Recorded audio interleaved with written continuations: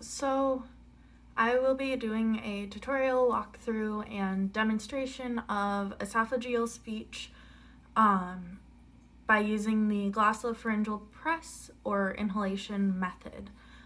This procedure is made for patients who cannot use the regular manner of speaking through their larynx, be it because a laryngectomy or they had a trach tube put in or something along those lines that allows the vocal folds to no longer be the mechanism for speech.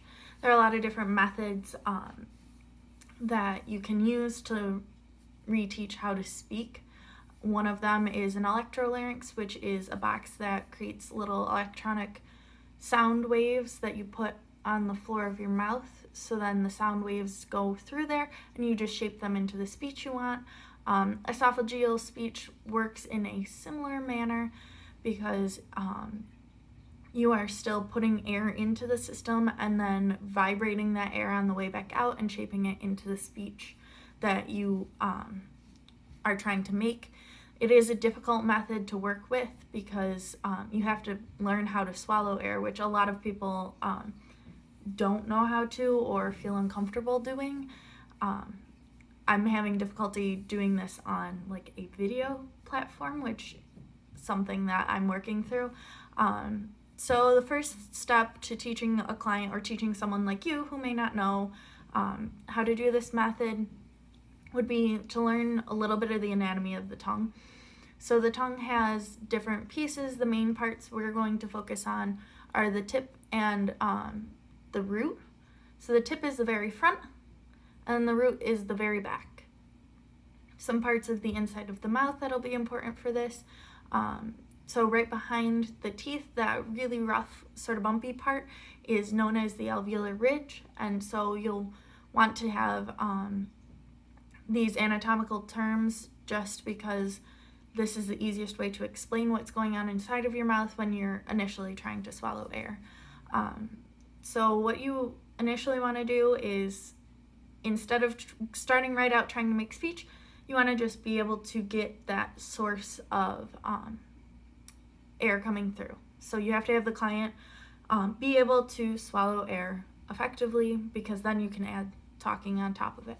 So that you would have them put the tip of their tongue to their alveolar ridge, and then you would have them sort of see if they can relax the root of their tongue in the back. So the tip of your tongue to your alveolar ridge looks like this.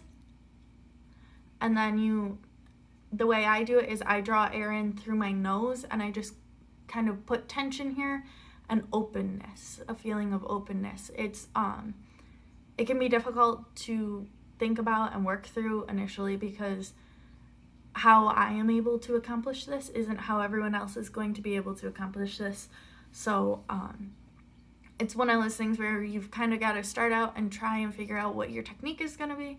And then once you've got that, you'll be able to take the next step. So what you would do is you'd put your tongue up, relax the base of it, and draw in some air. So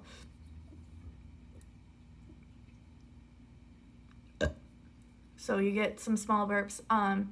This is something that one of my friends, teaching yourself how to burp, one of my friends taught me in elementary school. So I've been doing it for a lot of years. So my body likes to take in a lot of air and I have a lot of trouble getting it back out right away. So it like holds in my stomach for a while. And then after you can get them to swallow some air or get that air into the esophagus, you may want to have them start by doing small tasks. So the first one would be, I would try and get them to say their alphabet. So basically burp your alphabet. So you'd cue them for this and have them, get ready. And so then you can get some of that. It's very difficult to get some of those sounds out on a burp.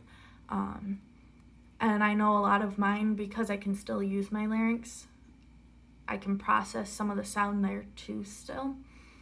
And then after you can get them to all of the alphabet, I would start working on like single syllable words or even like counting, because that's something that comes pretty easily to a lot of us adults. So you could get them to go 1, 2. and try and see how high they can count, or make it more of a game or something fun instead of sitting there and burping. But I hope that you found some of these techniques informative, and if not, this is all new, and especially all new for me to be trying to do, but I hope this helps somebody out there, and thanks Dr. Russell for letting us do this assignment.